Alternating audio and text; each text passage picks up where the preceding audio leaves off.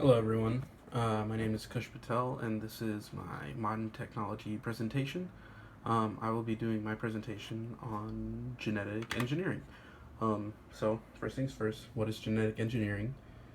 Genetic engineering is the deliberate modification of an organism's characteristics or traits, and this is done by manipulating the organism's genetic material.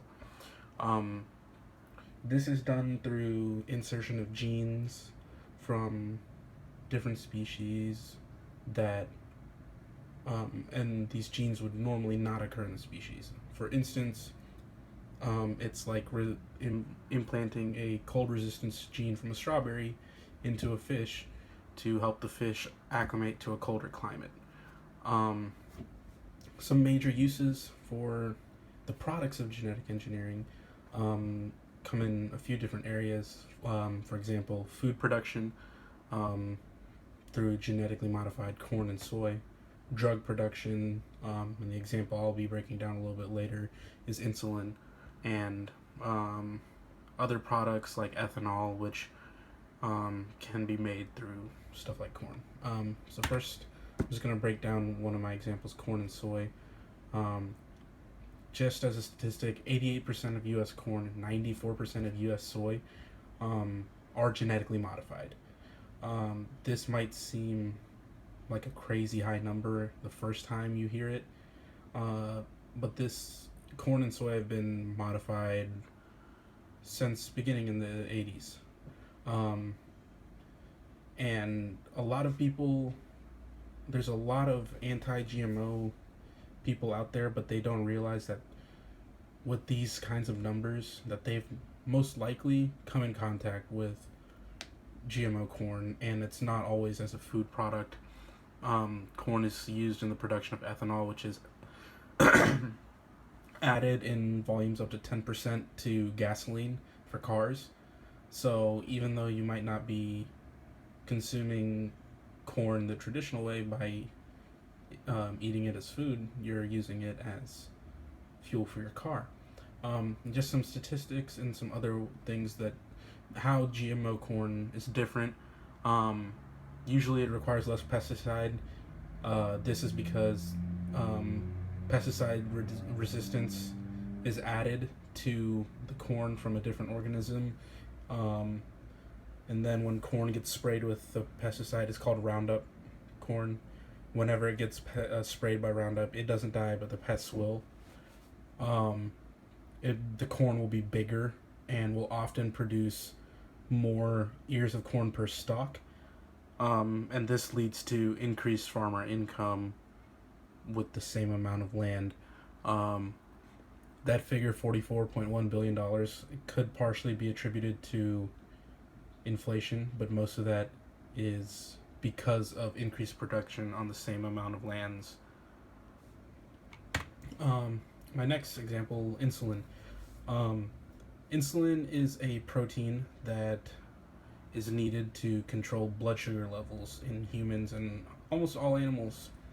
Um, but if you're a diabetic, you either grow a insulin resistance, aka your body will not react kindly to the insulin that it's produced or will not produce enough insulin, and the other type is um, the type 1 where your body just doesn't produce enough insulin. So that can lead to adverse health problems, which ultimately can lead to death.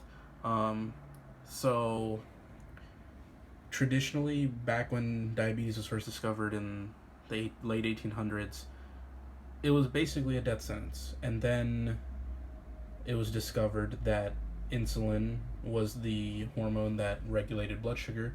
And so at first, diabetics were given outside sources of insulin from pig pancreases. Like they had to harvest insulin from a pig's pancreas. So this led to the butcher of countless numbers of animals.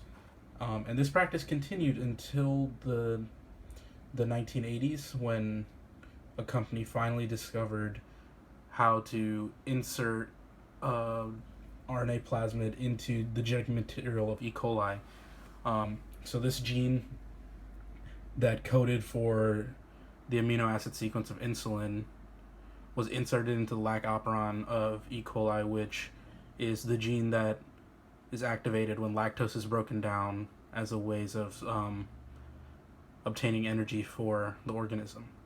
So every time the E. coli bacterium would break down a lactose molecule, it would also produce a insulin molecule if all of the required components were there. So what ended up happening is now you have giant bioreactors of up to 5,000 liters producing countless amounts of insulin, and this insulin is used by millions of diabetics daily. And this has turned into a multi-billion-dollar industry. So that's just one example of a drug that is produced through genetic engineering that has copious rewards and not very many downsides. So some issues that do surround genetic engineering. There's a negative stigma around the technology. People kind of just write it off as it's not healthy. That's because there are no long-term studies yet. The technology is mostly less than 20 years old. There's an unwillingness to accept the technology, and there is a lot of misrepresentation due to lobbyists/media. That being said, there are some bad companies out there that have bad business practices, like Monsanto, where they pursue people that give this image to genetic engineering, but that's not true for all companies. And there are some potential environmental effects, like genetic diversity being reduced. Implications of the technology: it can lead to a more efficient planet. You can grow more food, create more medicine in a lesser space just by changing some genetic information. It's possible to create any medicine or useful product that you want. You can sustain a higher world population, and you will create many jobs and generate a lot of cash flow. So to wrap things up, my projection for the technology and where it's headed in relation to society, I think it'll be accepted more as more research and knowledge grows around the subject.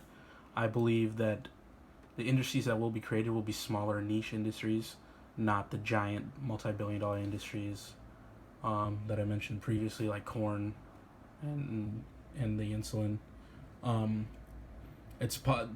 There are possible downsides to where genetic diversity can affect the world population, because if you have one strain of really resistant corn, and there happens to be one pest that can eat that corn and survive, that pest will thrive and all the corn will be at risk. And then there's also just the possibility of lots of new and exciting things. So yeah, that wraps up my presentation. Thank you.